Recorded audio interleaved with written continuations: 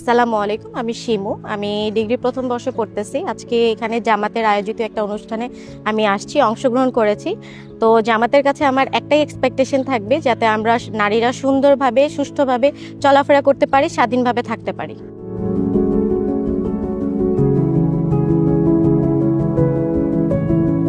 নারীদের যে চলাফেরায় যে প্রবলেমটা অনেক বেশি ফেস করি আমরা, যাতায়াতের সমস্যা, স্কুলে বা কলেজে, বিভিন্ন যে শপিং মলে, যেখানেই যে আমরা অনেক সমস্যা ফেস করি। তো আমি এটাই আশা করব যেন এই সমস্যাগুলোর সমাধান বের করে এবং আমাদের জন্য যেন নিরাপদ একটা রাষ্ট্র উপহার দিতে পারে।